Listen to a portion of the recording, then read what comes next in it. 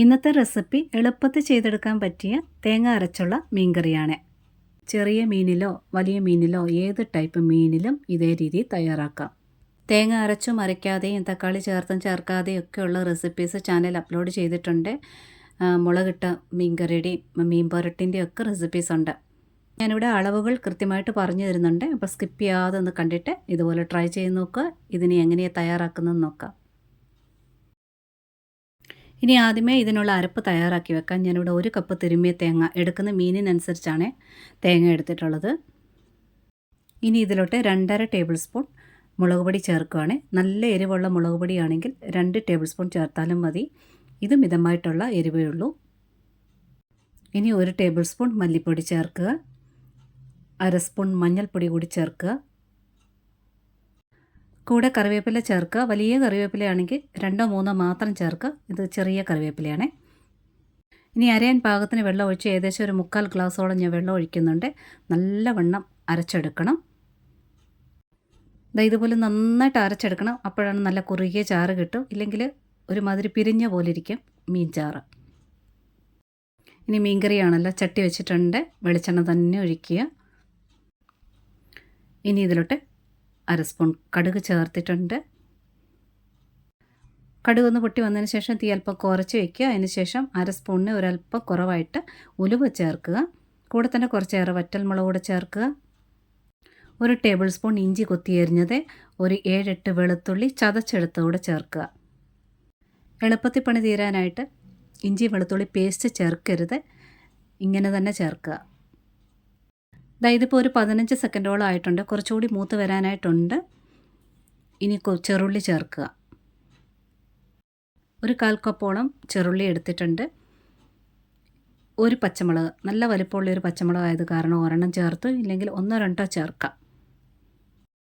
കൂടെ കുറച്ച് കറിവേപ്പിലയൂടെ ചേർത്തിട്ടുണ്ട്. ഇനി നല്ലവണ്ണം ഒന്ന് വഴറ്റിയെടുക്കുക. ചെറുള്ളി അരിഞ്ഞെടുക്കുമ്പോൾ കനം കുറഞ്ഞ് അരിഞ്ഞ് ചേർക്കുക. പെട്ടെന്ന് വഴന്ന് കിട്ടിക്കോളും. കൂടെ തന്നെ ഇഞ്ചിയും വെളുത്തുള്ളിയും ഒന്ന് ബാക്കി കുറച്ചുകൂടി ഒന്ന് മൂക്കാനുണ്ടല്ലോ, അതുകൂടി മൂത്ത് വന്നോളും. ഇതിൽ സവാള ചേർക്കാതിരിക്കുക. കഴിവതും ചെറുള്ളി വെച്ച് തന്നെ ചെയ്യുക.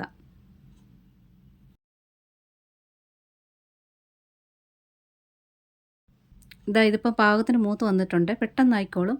ഞാൻ പറഞ്ഞില്ലേ, കനം കുറഞ്ഞ് ഉള്ളി അരിഞ്ഞാൽ മതി, പെട്ടെന്നായിക്കോളും. ഇതിത്രയും മതി. ഇനി ഇതിലോട്ട് ചേർക്കുന്നത് തക്കാളിയാണ്. ഒരെണ്ണം എടുത്തിട്ടുള്ളൂ. ഇനി തക്കാളിയോട് ചേർത്ത് നല്ലവണ്ണം ഒന്ന് കുറച്ച് സെക്കൻഡ്, ഒരു 10-15 സെക്കൻഡ് നേരത്തെ ഒന്ന് ഇളക്കി കൊടുത്താൽ മതി. തക്കാളി വെന്ത് കുഴയേണ്ട ആവശ്യമില്ല. നല്ലവണ്ണം ഒന്ന് ചൂടായാൽ മതി. ഇതായിട്ടുണ്ട്. ഇത്രയും മതി. ഇനി ഇതിലോട്ട് അരച്ച് വെച്ചിരിക്കുന്ന തേങ്ങ അരപ്പ് ചേർക്കാം. ഇനി ആ മിക്സഡ് ജാറിനകത്തോട്ട് 1 ഗ്ലാസ് വെള്ളം കൂടി ഒഴിച്ചിട്ട് അതുകൂടി ചേർക്കാം. ഏത് മീനായാലും ഇതേ രീതിയിൽ തയ്യാറാക്കാമെന്ന് ഞാൻ പറഞ്ഞുവല്ലോ. അപ്പോൾ ഇവിടെ വെള്ളം ചേർക്കുന്നത് മാത്രം ഏത് മീനിൻ്റെ അനുസരിച്ചാണ് ശ്രദ്ധിക്കേണ്ടതെന്ന് ഞാൻ പുറകെ പറയുന്നുണ്ട്. പാകത്തിന് വെള്ളമായിട്ടുണ്ട്. ഇനി ഇതിലോട്ട് ഉപ്പ് ചേർക്കാം. ഇനി കുടംപുളി ഒരു 3 പീസ് എടുത്തിട്ടുണ്ട്. കുറച്ച് നേരം വെള്ളത്തിൽ കുതിർത്ത് വെച്ചാണ് വെള്ളത്തോടു കൂടി ചേർക്കാം. നല്ലവണ്ണം ഒന്ന് മിക്സ് ചെയ്തെടുക്കുക. ഇനി ഇതിൽ 2-3 ഐറ്റം കൂടെ ചേർക്കാനുണ്ട്. അത് ഓരോ ഘട്ടം ഘട്ടമായിട്ട് ചേർക്കേണ്ടതാണ്. ഇനി നല്ലവണ്ണം ഒന്ന് വെട്ടി തിളച്ച് വരട്ടെ, മൂടി വയ്ക്കാം. ഇത് നല്ലവണ്ണം വെട്ടി തിളച്ചിട്ടുണ്ട്. ഒന്ന് ഇളക്കി എടുത്തിട്ട് ഉപ്പൊന്ന് കറക്റ്റാണോ എന്നൊന്ന് ചെക്ക് ചെയ്യുക. ഉപ്പൊക്കെ ഒന്ന് പാകപ്പെടുത്തിയെടുത്തിട്ട് ഇനി മീൻ ചേർക്കാം. ഞാനിവിടെ എടുത്തിരിക്കുന്ന ചെറിയ കിളിമീനാണ്. അപ്പം ഞാനിത് വളരെ ചെറുതായത് കാരണം ഇത് കട്ട് ചെയ്യുന്നില്ല, ഒന്നോടെയാണ് ചേർക്കുന്നത്. അരപ്പ് നല്ലവണ്ണം ഒന്ന് വെട്ടി തിളച്ചതിന് ശേഷമാണ് മീൻ ചേർക്കേണ്ടത്. ഞാനിവിടെ എടുത്തിരിക്കുന്നത് 1/2 കിലോ ആണ് കിളിമീൻ. വെട്ടിയെടുത്തതിന് ശേഷം 1/2 കിലോ. ഇപ്പോൾ ഇത് കിളിമീനായത് കാരണം ഇതിൻ്റെ ദശ ഇങ്ങനെ പഞ്ഞി പോലുള്ളതാണ്. അതുപോലെ തന്നെ പെട്ടെന്ന് വെന്ത് കിട്ടുന്നതുമാണ്. അപ്പോൾ ഇവിടെ വെള്ളം ഒഴിക്കുമ്പോൾ ശ്രദ്ധിക്കേണ്ടത് മീനിന് തൊട്ട് മുകളിൽ ലെവലിൽ വരുന്ന രീതിയിൽ വെള്ളം ഒഴിച്ചാൽ മതി. കാരണം ഒരുപാട് വെട്ടി തിളപ്പിക്കേണ്ട. തിളപ്പിച്ച് കഴിയുമ്പോൾ മീൻ പൊടിഞ്ഞു പോകും വെന്ത്. അപ്പോൾ ഇതുപോലെ പഞ്ഞി പോലെ ദശയുള്ള മീൻ, പെട്ടെന്ന് വേകുന്ന മീനാണെന്നുണ്ടെങ്കിൽ ഒത്തിരി വെള്ളം ഒഴിക്കരുത്. ഇനി മീനിട്ട് നല്ലവണ്ണം വെട്ടി തിളച്ചിക്കുമ്പോൾ വേറൊരു ഐറ്റം കൂടി ചേർക്കാനുണ്ട്. ഇതിനെ ഒന്ന് വെട്ടി തിളക്കട്ടെ, മൂടി വയ്ക്കാം. ഇത് വെന്തിട്ടൊന്നുമില്ല, വെട്ടി തിളയ്ക്കാൻ തുടങ്ങിയിട്ടേ ഉള്ളൂ. ഇനി ഇതിലോട്ട് ചേർക്കേണ്ടത് ഒരു 2-3 നുള്ള് ഉലുവ, വറുത്ത് പൊടിച്ച ഉലുവപ്പൊടിയാണ്. കടുക് താളിക്കുമ്പോൾ ഉലുവ ചേർത്തിട്ടുണ്ട്, എന്നാലും കുറച്ച് ഉലുവപ്പൊടി ചേർക്കുന്നത് നല്ലതാണ്.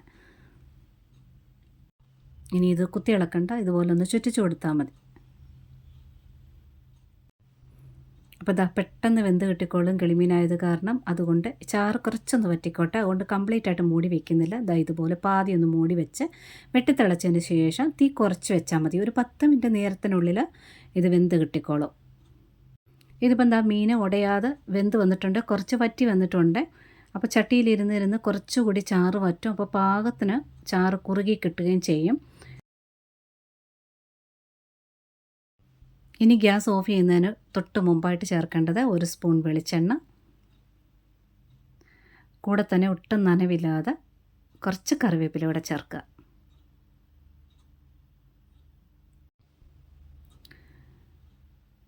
ഇതുപോലെ ഒന്ന് ചുറ്റിച്ചു കൊടുത്താൽ മതി. ഇനി ഗ്യാസ് ഓഫ് ചെയ്യുക. ചട്ടിയായത് കാരണം ചെറുതായിട്ട് കുറച്ച് നേരം കൂടെ അത് അവിടെ കിടന്ന് തിളച്ചോളും, ചാറ് കുറുകും. അപ്പോൾ മീനിൻ്റെ അനുസരിച്ച് ഏത് മീനായാലും ചെറുതായാലും വലുതായാലും ദശക്കന ഉള്ളതോ പഞ്ഞി പോലെ ദശയുള്ളത് മീനായാലും അരപ്പിനകത്ത് വെള്ളം ഒഴിക്കുന്നത് മാത്രം പ്രത്യേകം ഒന്ന് ശ്രദ്ധിച്ചാൽ മതി. ഇതിപ്പോൾ തണുത്ത് വരുമ്പോഴത്തേന് പാകത്തിനുള്ള ചാറ് കുറുകി വരും, കളറ് കുറച്ചുകൂടെ ഒന്ന് ഡാർക്ക് ആവുകയും ചെയ്യും, എണ്ണയൊക്കെ ഒന്ന് തെളിഞ്ഞു വരികയും ചെയ്യും. ഇരിക്കും തോറും ഒന്നുകൂടി ഇതിൻ്റെ ടേസ്റ്റ് കൂടുകയും ചെയ്യും. അപ്പോൾ ഇതിൻ്റെ ചാറ് മാത്രം മതി ചോറുണ്ണാനായിട്ട്. അപ്പോൾ പിന്നെ വേഗം തന്നെ ഇതൊന്ന് തയ്യാറാക്കി നോക്കിക്കോളൂ. ഈ റെസിപ്പി ഇഷ്ടപ്പെട്ടിട്ടുണ്ടെങ്കിൽ ഒരു ലൈക്ക് തന്നൊന്ന് സപ്പോർട്ട് ചെയ്തേക്കണേ. കൂടെ തന്നെ കൂട്ടുകാർക്കൊക്കെ ഷെയർ ചെയ്ത് കൊടുക്കാനും കമൻറ്റ് തരാനും ഹൈപ്പ് തന്ന് സപ്പോർട്ട് ചെയ്യാനും മറക്കരുത്. സബ്സ്ക്രൈബ് ചെയ്യാതെ കാണുന്നവരുണ്ടെങ്കിൽ ഒന്ന് സബ്സ്ക്രൈബ് കൂടെ ചെയ്തേക്കണേ. നോട്ടിഫിക്കേഷൻ ബെൽ ബട്ടണിൽ ഓൾ ഓപ്ഷൻ ഒന്ന് ടിക്കാക്കിയിടാനും മറക്കരുത്.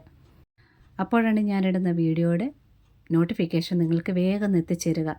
ഒരുപാട് സ്നേഹത്തോടെ താങ്ക്സ് ഫോർ വാച്ചിങ്.